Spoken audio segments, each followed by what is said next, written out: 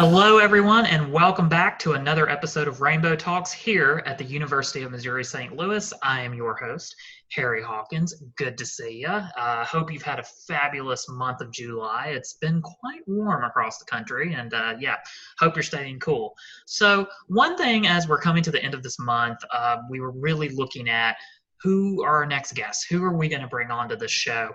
And I started thinking to myself, one thing that I have the honor and the opportunity of every school year is I get to work with fantastic students.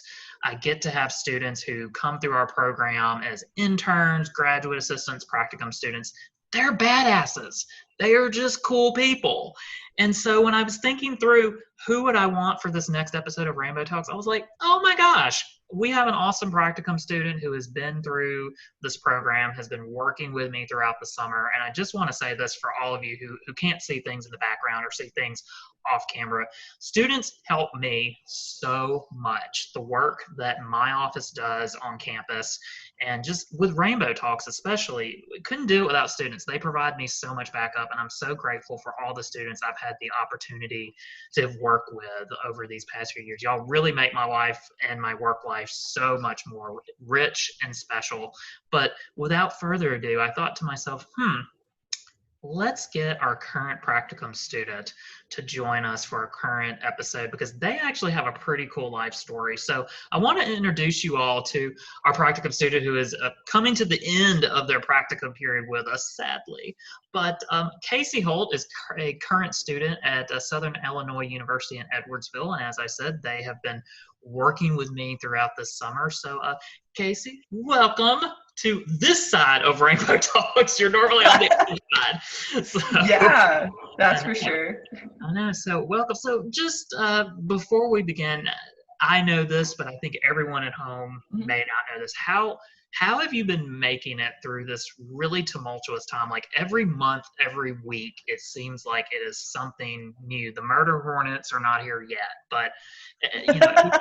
Right, not yet, knock on wood, but every week it's something new. So how have you as a student and a graduate student especially been making it through 2020? So honestly, Harry, it's been quite the journey. There's been a lot of stuff going on in my own life and in the world, but I think personally it has been difficult because COVID has been a rough time for all of us. Definitely, so I'm pretty extroverted, but I'm also I'm kind of an ambivert, extroverted, introverted. So I've really been missing just interacting with people on a semi-regular basis. I can tell you for sure, the moment I was able to go interact with my friends, or just even social distance and go out in public, I went way up, like just my serotonin or whatever molecule is working with that. And so that went way up.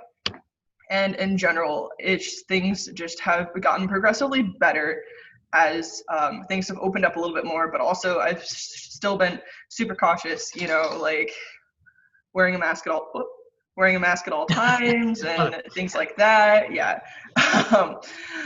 So definitely the anxiety, and it's been hard as a person with ADHD to learn how to adapt to working at home, but we've made it.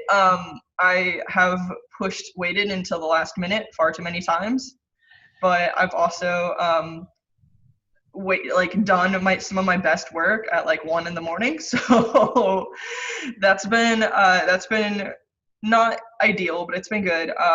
And then I think it reminds me I have a lot of privilege as a white trans masculine individual, so continually educating myself and reminding myself that I do of my position that I did not earn in this world. And I think, I always remind myself that if I have it difficult right now, so I'm in the position where I'm currently, my dysphoria has been difficult some days. So I'm, as a non-binary transmasculine person, I am currently pursuing top surgery, so that's super exciting. And what also makes me unique is that I do not want to go on hormones. So but also just kind of, it's the middle of summer. I've been swimming a couple times. I think there's some jealousy there of literally just wanting to have a burden off my chest. Whenever I look at people like my dad, and I'm like, man, I'm so close.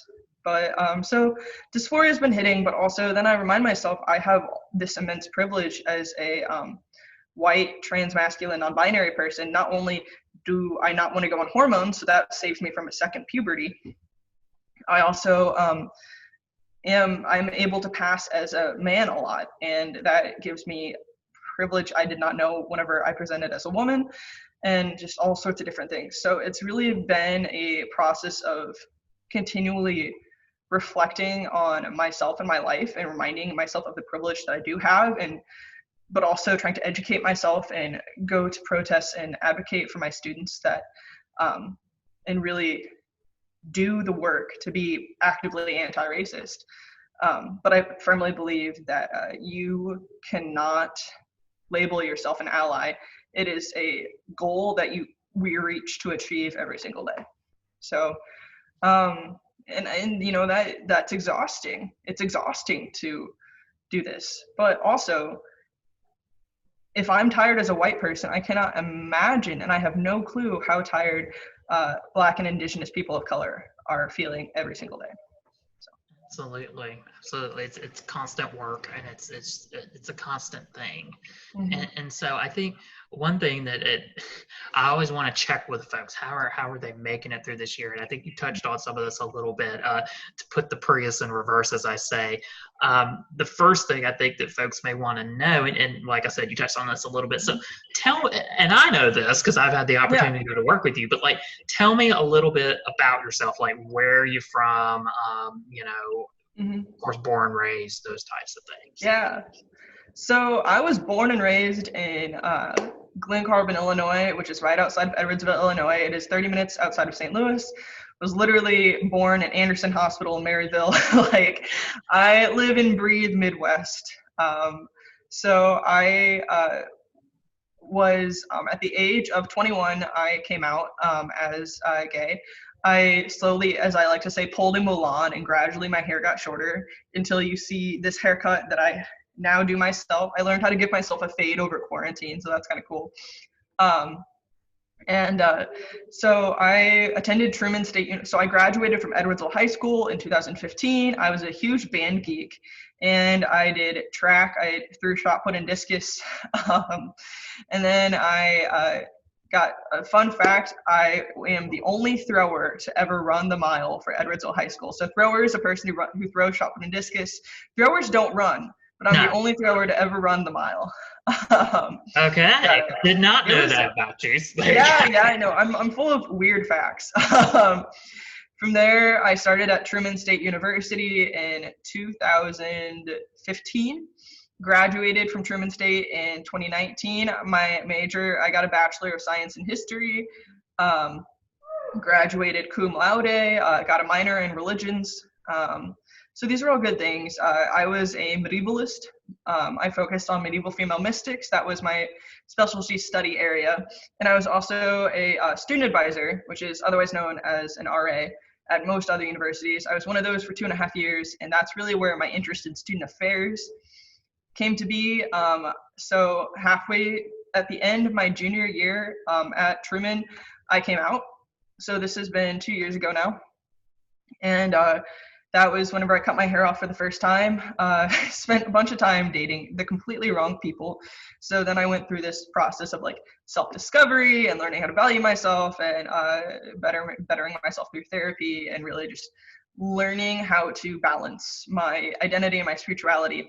And then after this continuous process, so coming out isn't just a one-time thing. It's this continuous process of continually peeling back layers of what you felt society needed you to be. For me, I also identify as an ex-evangelical, and I am currently still very spiritual. I'm very interested in religions. I'm very interested in spirituality and faith and things outside of this, outside of the tangible. And I do identify as still spiritual myself, but I went through the ex-evangelical deconversion process. And as I peeled back all those layers, I saw, oh my gosh. So whenever I demanded to be Spider-Man, whenever I was in second grade, that might mean something. One of the funny stories I always tell is whenever I was in second grade as well, I had a dream that I still remember. Jimmy Neutron. Does anyone know Jimmy Neutron? I had a dream in second grade that Cindy Vortex from Jimmy Neutron kissed me. And I didn't even know that was an option. And I was like, this can't happen. Girls don't date girls. And I realized it was an option whenever I learned that lesbian existed whenever I turned 13. And it's really interesting because I have super supportive parents. Like, they're very supportive. They're pretty liberal, and they are graciously giving me a loan. What's it called? No, an interest-free loan in order to help me pursue top surgery. Because, fun fact, if you don't want to go on hormones, it is even harder to get insurance to cover top surgery. So I'm just kind of skipping the insurance thing altogether, especially because my current insurance wouldn't pay for it anyways. So it's a journey. I'm checking out Dr. Tenenbaum in St. Louis, actually, but that's beside the point. I from there, like I said, it was this continuous process of coming out, figuring out what I wanted, what I liked, people, what I was into, et cetera, et cetera. And as I became more androgynous, people started to use more masculine terms for me. And I would get like sub-nodded by men on a variety of occasions because they like saw me as a masculine individual. And it was so weirdly affirming. I was like, holy cow, this is it. I want to be looked at and viewed as a masculine presence in this world. But also, it's coming to embrace the fact that everything else about me, I am not I don't have a masculine personality, or, I mean, masculinity is a social construct. Like, I present in masculine terms, but nothing on the inside of me is remotely masculine. I am soft. I like flowers. I love dogs. I mean, everyone loves dogs. That's beside the point. But I am not this aggressive energy. I don't have any of that. I just kind of like to sit and watch and listen, and I love to talk to people, and I get overexcited really easily. So to get back to the story, whenever I came out, fast forward a year and a half, I interviewed at several grad schools for student affairs, and I decided I wanted to come home, and I decided I wanted to live with my parents again. So, and it's been a fun process. We've become even closer as I've come out too, and I think a lot of so it's really interesting. In my coming out story, it was having to fight with myself, not even like other people around me, because I just had all of this internalized homophobia. A bunch of internalized homophobia I was the most religious person in my family. So what I really actually shout out to Professor Stephanie Russell at Truman State University. You know, I love you. You've made my life. I'm sure you'll see this later and you'll be like, ah! So thanks to Dr. Russell, she gave me the historical knowledge. And I always tell people, I did not come out until I proved to myself I would not go to hell. And this took hundreds of hours of research and understanding, and I was a history major in the first place anyways. So after all of these things, and I finally like turned my mindset around, I could finally be myself. So I interviewed at schools, and Southern Illinois University Edwardsville offered me a graduate assistantship in the Center for Student Diversity and Inclusion, and here I am now. I guess one other fun fact was I actually played lacrosse my last semester at Truman State. I was the Truman State lacrosse goalie, the women's team for my last semester at Truman. And we lost every game, but we only played 2 games. And then I think finally, my pronouns are they, them, theirs. So I used to, for a while, I was like any and all pronouns. And then I realized I was trying to make everyone else comfortable in the world, but wasn't working to make myself comfortable. I accept he as well, but it doesn't really fit me. So I normally just say they, them, but I'm just kind of like, I'm just so tired of people calling me she. I'm just like, please call me anything but she, like anything but she. And also, do not use it for non-binary people. That is super demoralizing and super dehumanizing. And so thank you for that. Yeah, that's about it. Yeah, no. those describe objects, not people. Yep. And earlier you did mention a dog, and I just want to clarify with folks, just a quick programming note. My neighbor's dog has joined us in the audience, so occasionally you may hear said dog want to add a question. So occasionally you may see me make a face or do something. Don't worry, I'm not barking. It's okay. Not me, I promise. No, it's not me either. Yeah, it's not Lady Baron who's behind me, so it's neither one of us. But so you talked a little bit about it, especially with Jimmy Strong, folks. If you don't know what that is, go look that up. But what are some of your first memories of the LGBTQ community? Oh boy, these are fun. Actually, I didn't even mention this in the last thing. So I came. I asked the question. Exactly. So I first came out as LGBT actually before I came out as gay, but it was very quiet. I came out as asexual. So I identified as asexual for around a year, from the time I was 20 to around 21. And it was in this time I actually started with drag. And it all started whenever my good friend invited me to come to Prism at Truman State, which is the LGBT Alliance group. And I ended up volunteering for their annual drag show, and thus the name Ace Ironsword was born. So I was Ace Ironsword, and my signature drag song was the Pokemon theme song. So that was really my first exposure to the community as a whole. And it was through drag that I was like, oh my gosh, this is who I want to be. And you can still find it. So I ended up, after I realized I was no longer Ace, so I realized I was no longer Ace whenever I came out as gay or queer. I usually just use queer now, because something that makes me unique in the community is that, so one of the side terms I use for myself is butch. So, but I really don't, so butch is a term usually used by masculine of center lesbians, specifically white masculine of center lesbians. Although there's a variety of people of variety of races that also use butch, but specifically it is the term.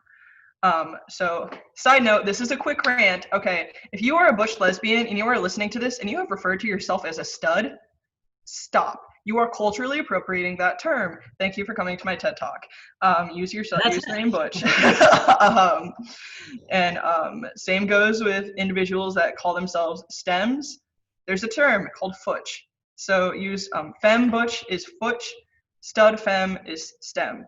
So use futch instead of stem, because again,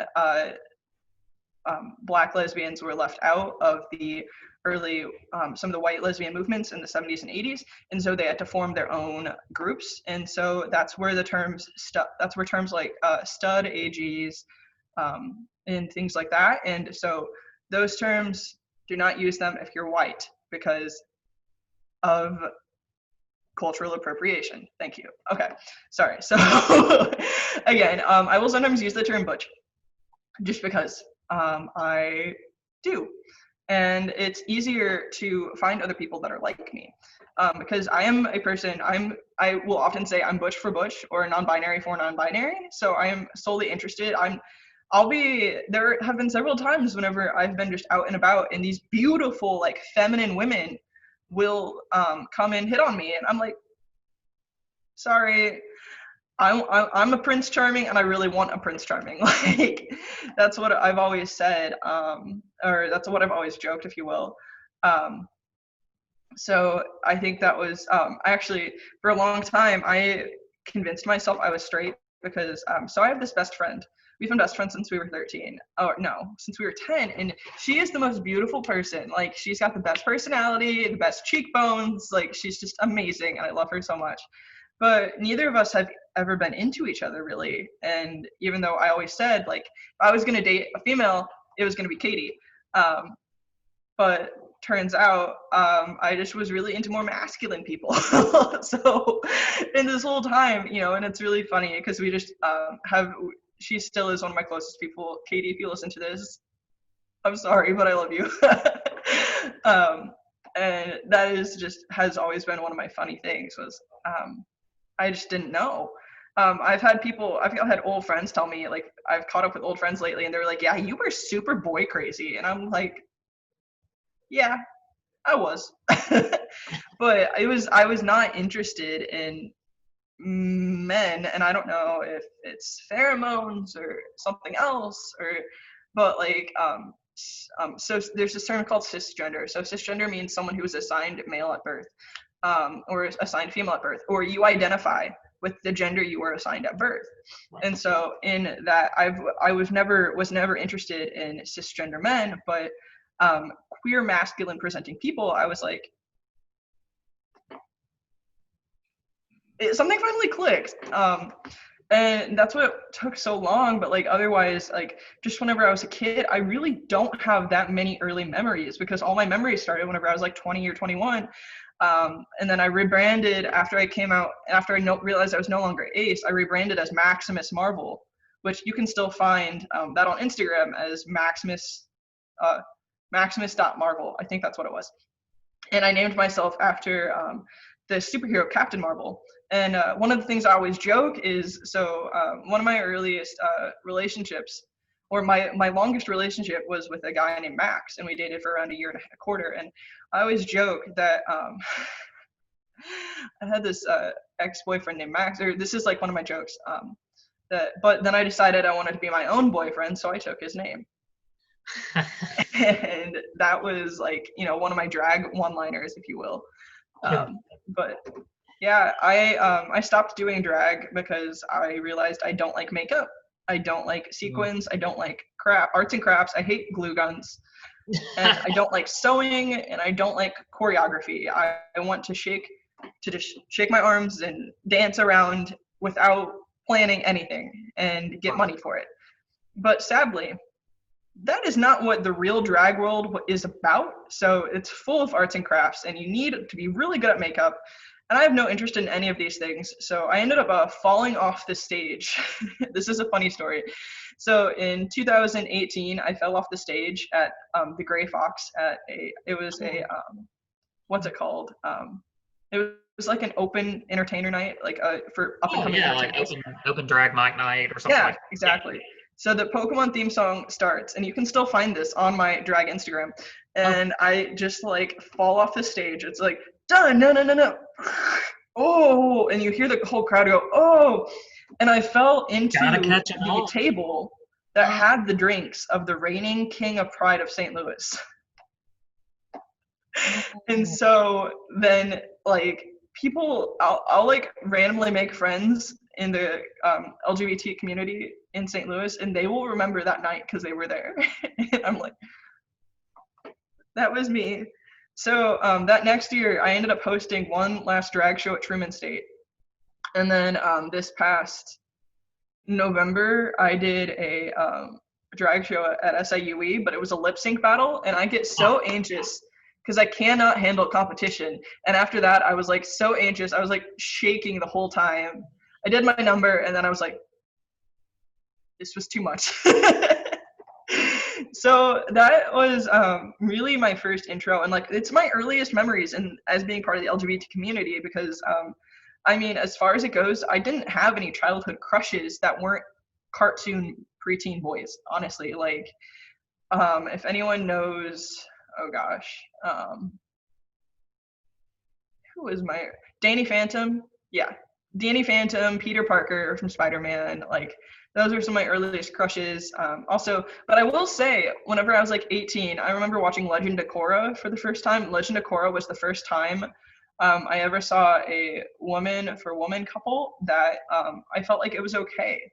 Like I remember watching it and I was like, wow, they're living a normal, happy life. And that is a thing that is possible in this world. And then like, that was like the first time where it's like, hey, inner self, like if you are gay, it's okay. Yeah, I think those are some of my earliest memories. Well, even though they're kind of recent.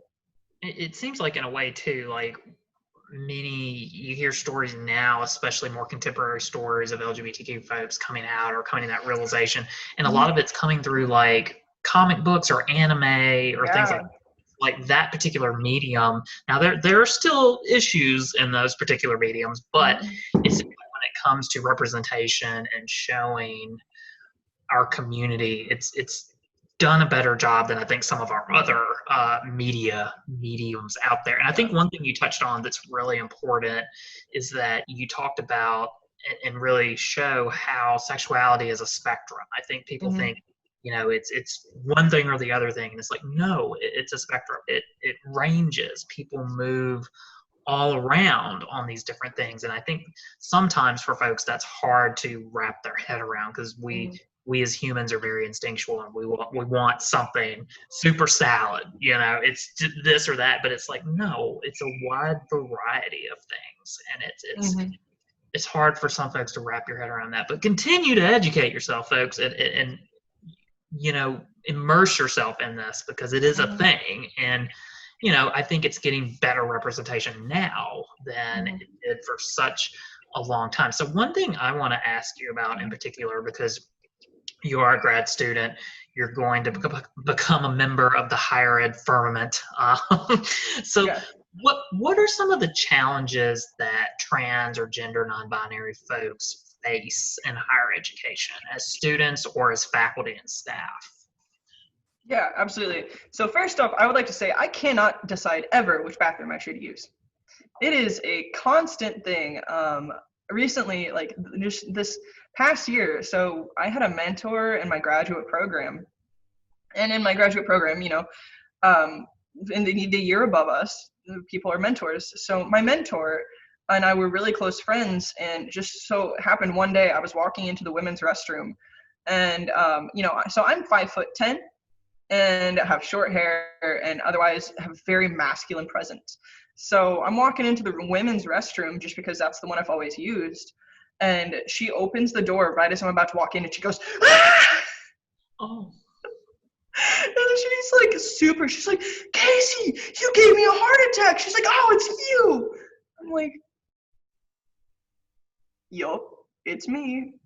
And, it's like, y'all, I could really just use some more gender neutral bathrooms. Even so I'm on the second floor of the building that has the only gender neutral restroom that isn't a disability.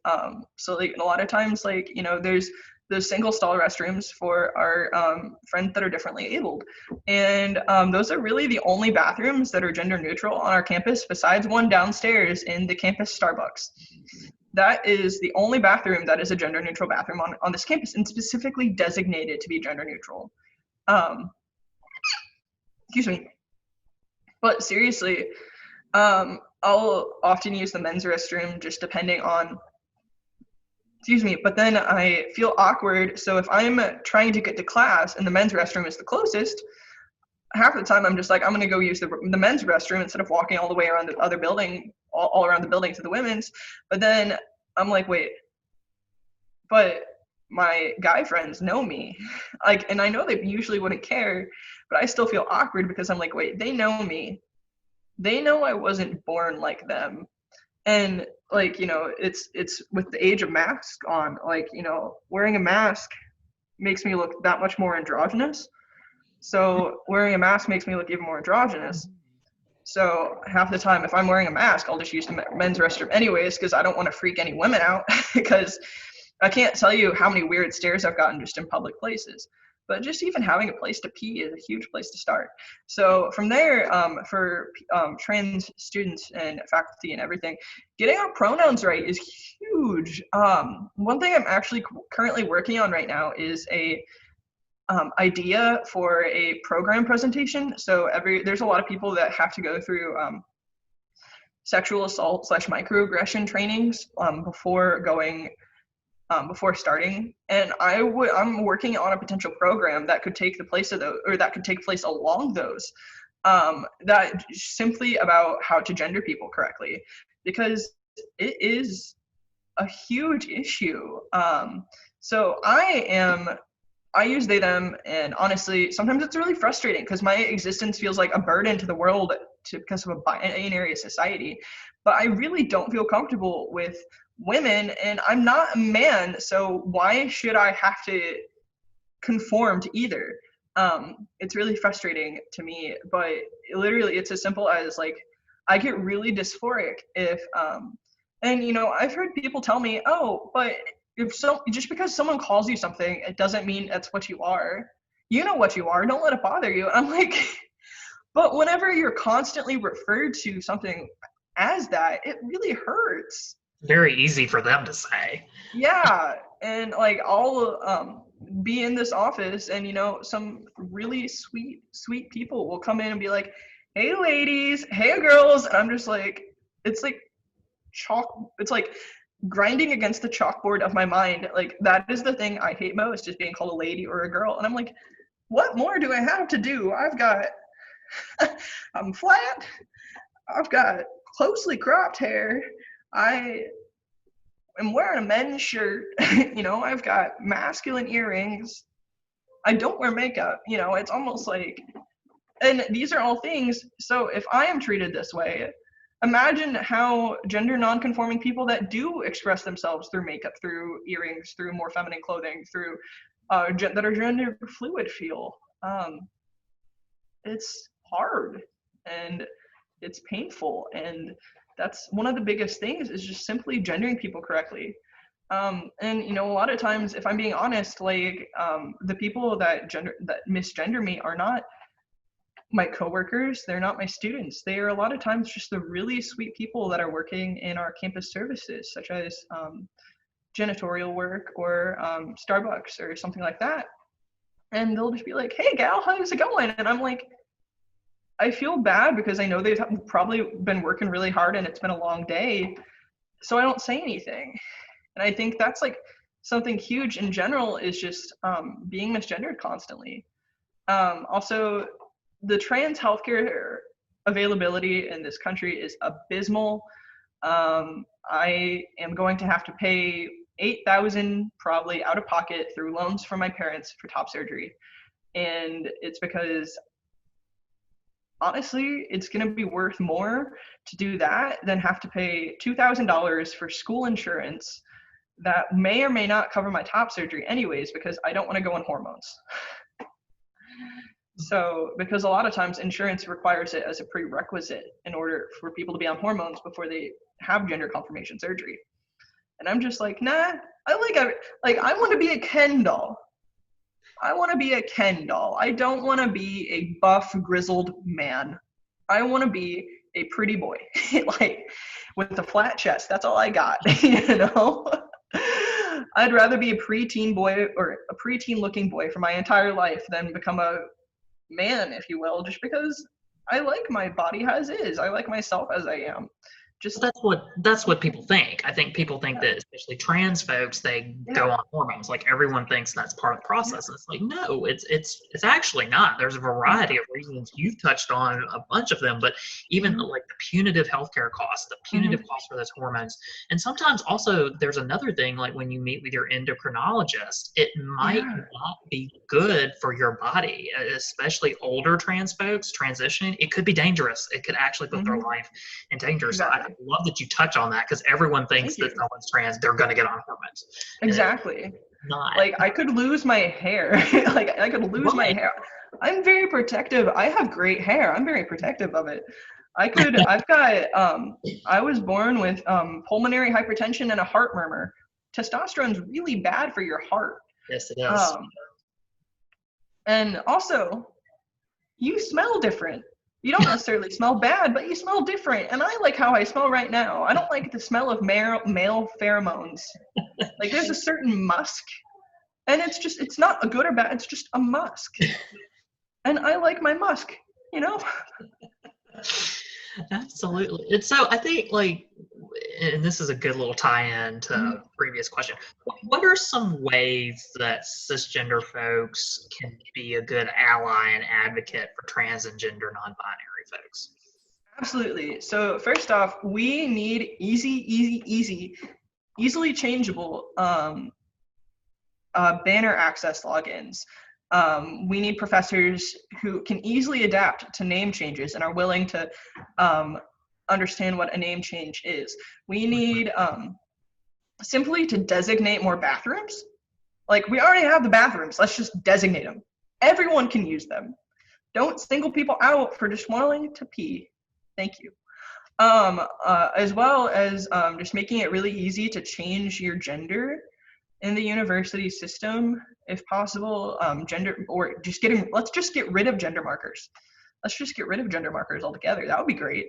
Some people might, okay, so this is controversial, but I'm a big proponent of it. Everyone should start using they, them pronouns. And people it doesn't mean anything if people are referring to you as they, them. It just means they're trying to be inclusive of all people. People already do in some aspect. Yeah, exactly. When you know someone's name, you already refer to them as they or them. No. Yeah. And apparently that is so hard for people to realize. Yeah, exactly. And really just being willing to be kind, be a friend, and listen. We don't want your sympathy. It is a beautiful thing to be a trans. I love being trans. It is, you know what? The smallest things make me happy. I was in a different room one day. Oh, here's a big one. Correct people if you're not in the room. And sometimes, even if I had a professor who was like, so if one of my professors was like, hey, can I have your permission to correct people, even during class, whenever they misgender you? And I would be like, absolutely, because I'm so tired of doing the emotional baggage and that work. I'm so tired of having to comfort people when they misgender me. I don't even bring it up anymore because I'm so tired of that conversation. It is exhausting. I don't even, sometimes I'll be like, they, I'll just, she, and people will be like, she does this, and I'm like, they, and then they'll be like, oh, I'm so sorry, I'm gonna get it right. I'm like, no, it's okay, you're doing great, and it's like, I genuinely care about this person, and that's why I want to comfort them. It's just frustrating.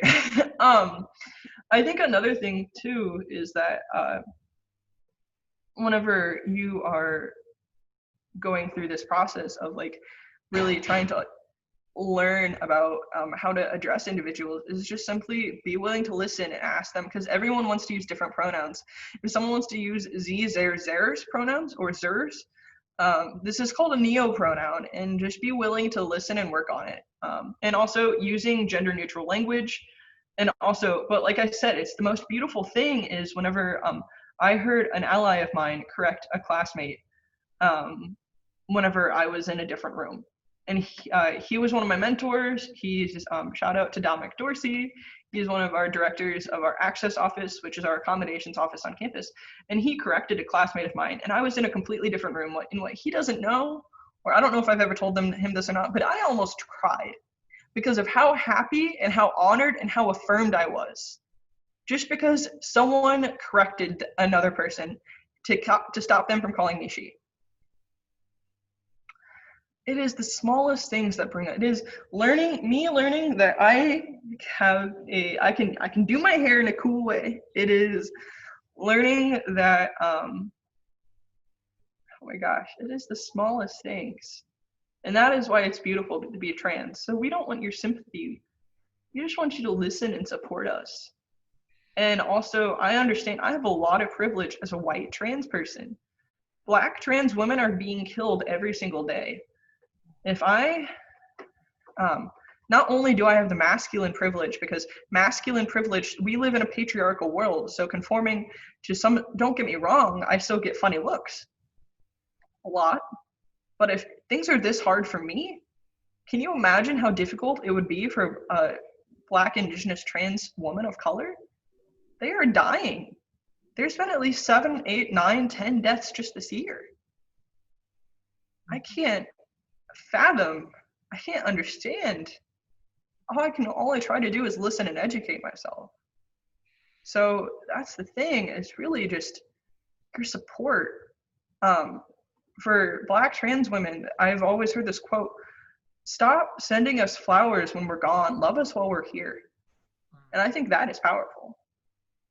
It is powerful, and as much resources that we seem to dedicate to other things in this country that are not necessarily helping this current moment. It's like we have an epidemic, we have a scourge in this country of Black trans women being murdered, and it's not being addressed in any capacity. I think continually having to have Transgender Day of Remembrance in November and read out these names. I want the day when we don't have to do that anymore. Mm-hmm.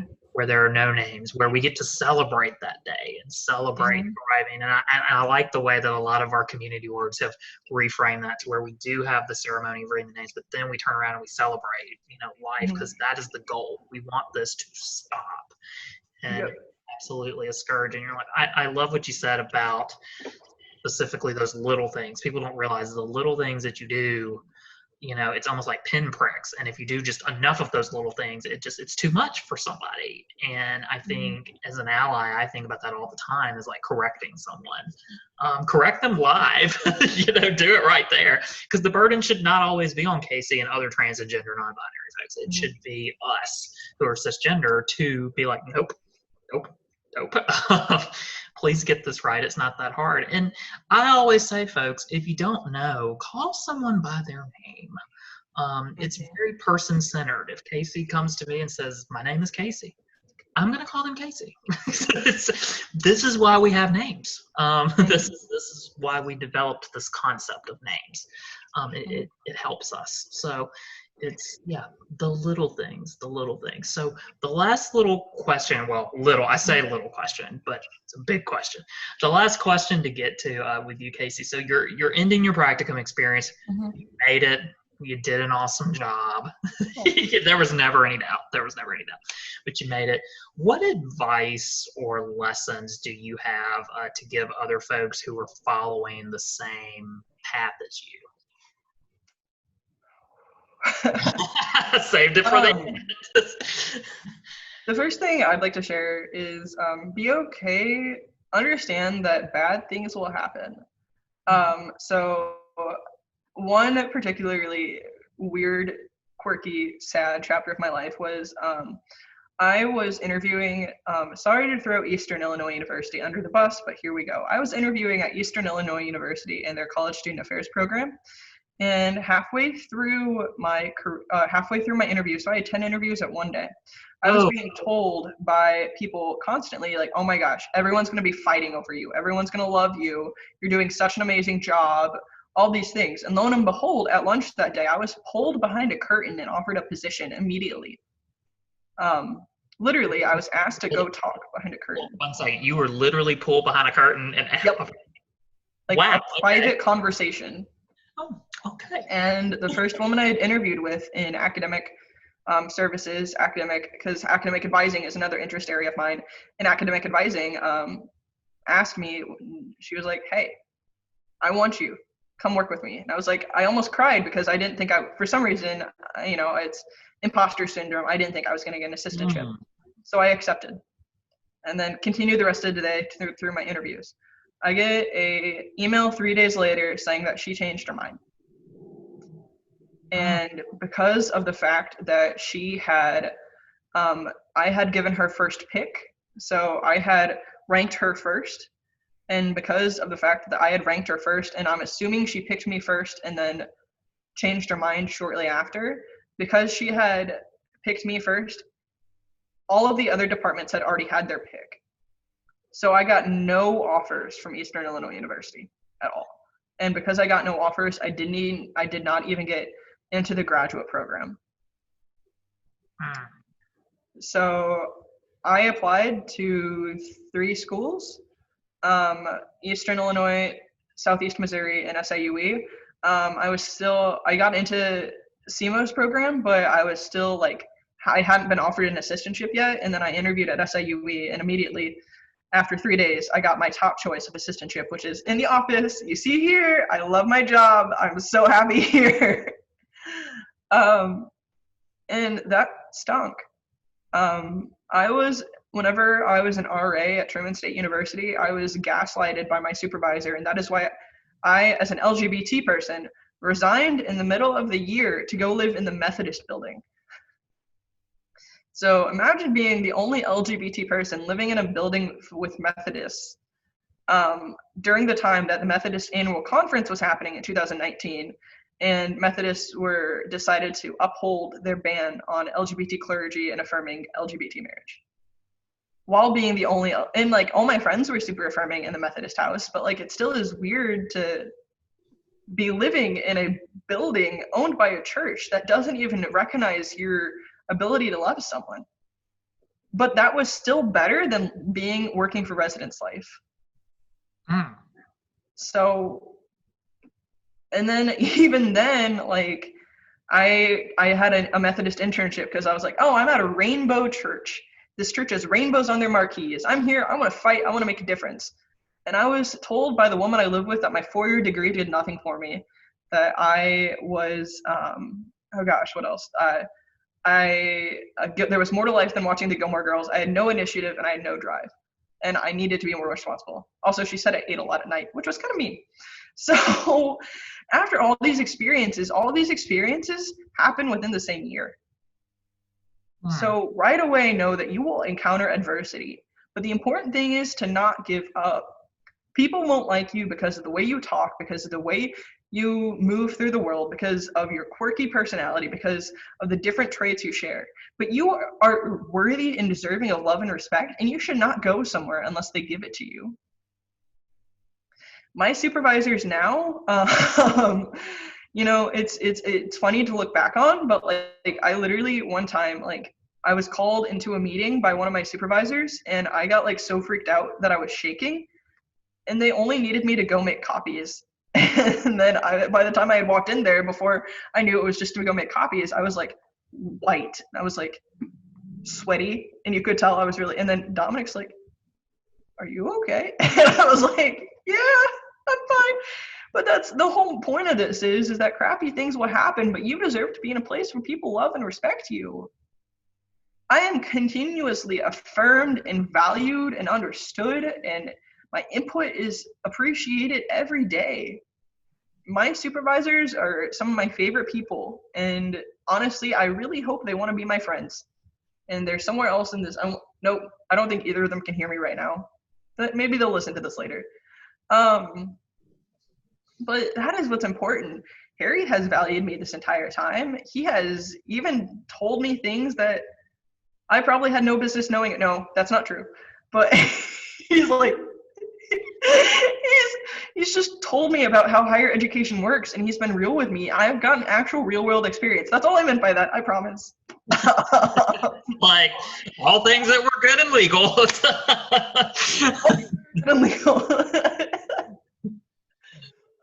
So just know that crappy things will happen. Crappy things will definitely happen. And, you know, I'm not afraid to talk about my experiences because they sucked. I can't tell you how many times, okay, this is a thing. It is okay to cry. Like, it does not make you any less worthy to cry. Oh boy, what else? Be willing to stick up for who you are. Oh, here's a big one. So, hey, grad students. So if you're young like me and you left university right before you started, and right before you started, so if you graduated from undergrad right before you started grad school, so check your university's policies on dating.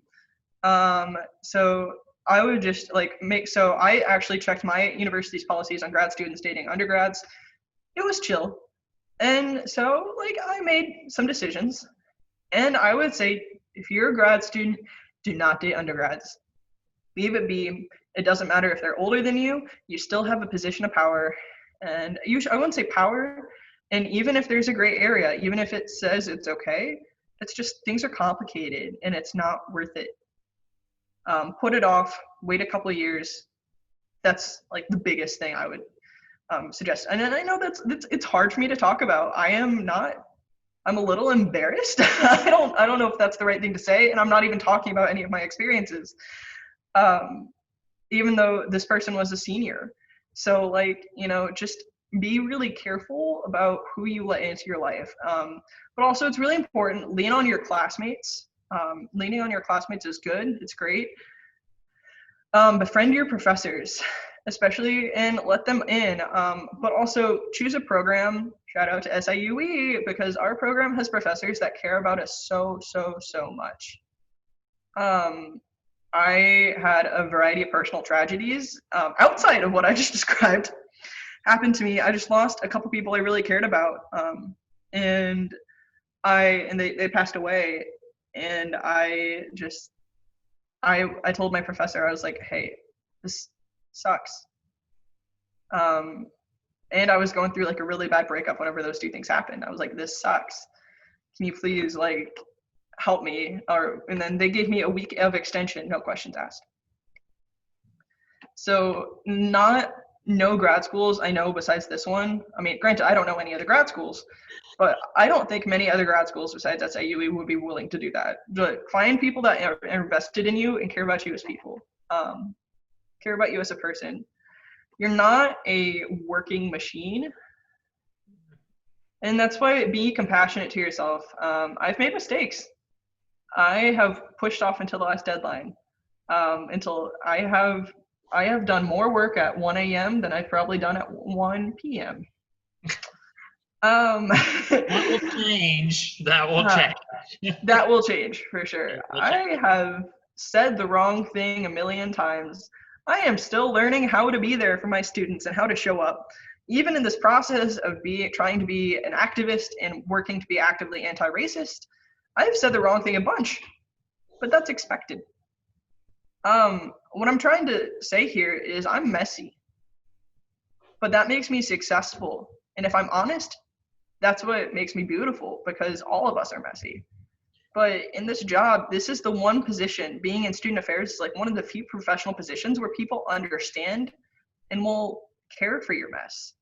And I think that's one of the reasons I love it so much. I really like that, and it's in a way, it's almost want to say like student affairs, we care for your mess. That is deeper than what it may seem. Yeah. It seems funny on top level, but it's actually deeper. And I think you really touch on a variety of things that I have the privilege and the opportunity to teach first-year students every year. I get to do it this fall. And that is one of the big things, and the advice that you gave is right there. I talked to them about this is a journey. This is an educational journey. It is not A to B to C to D. It might go A to C, back down to B. It is a journey. There is no correct path. It is your path. Your path is correct. Life is going to happen. I wish that I could put you in a Hogwarts-like bubble and you get to go to university and nothing else happens. That's it. That's not what happens. And I think graduate school is even more intense, because then you're moving up into the world. You're getting older too. And more life happens. And I think you really covered that well. It's like, it's going to be a mess at times.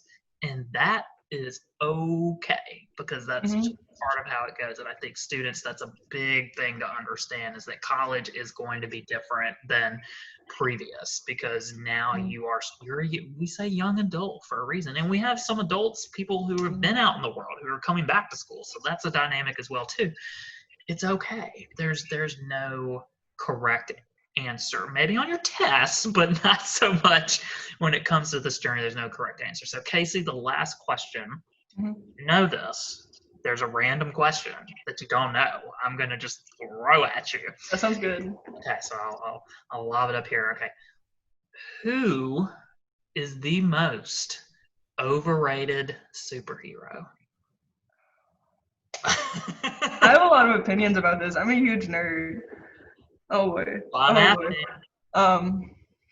Give us a short answer. Who is the most overrated? I'm trying. I'm still thinking about who I think is overrated. Filtering down. I'm trying to think quickly.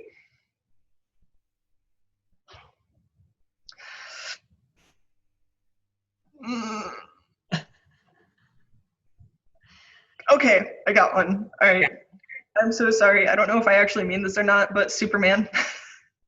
Superman, I love the Big Blue Boy Scout, don't get me wrong. I actually just... mine, because I was thinking the same thing. I was like, Superman. Exactly. Like, I mean, don't get me wrong. I love the Big Blue Boy Scout. I literally just got, like, a book from the library, and it's called Superman Defeats the Klan. Like, Superman defeats the Ku Klux Klan, and I'm like, yes. Okay, Superman is anti-fascist. Thank you very much. So, but he just has way too many powers, and honestly, but also on the other hand, I could also argue his number one weakness is rock, which Batman could easily defeat Superman because all Batman has to do is just hold a rock and then be like, haha. Green Lantern might have several too many powers, but I'm a really big fan of Green Lanterns. If I was a superhero, I'd either be Spider-Man or a Green Lantern. All right, you said short. I could go on for this for hours, but I think you got it. It was funny because I always turn the question on myself too. I'm like, what would I answer? Yeah. I was thinking Superman, and when you said Superman, I was like, Yeah. see there. Good minds think alike. Opinion happened there. Yep, same exact reasons. I don't know. It's a weird comic book binary, so to speak. Is like if you're a big Batman fan, then you're normally not a big Superman fan.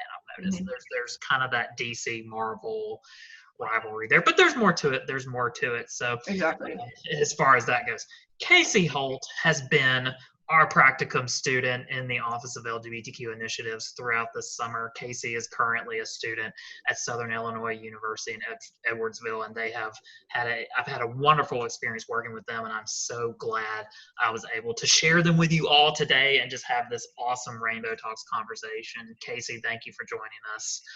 Thank you, Harry. Appreciate it. And of course, everyone watching at home, thank you for joining us for another episode of Rainbow Talks. I hope you are staying safe. I hope you are well, and we will see you next time.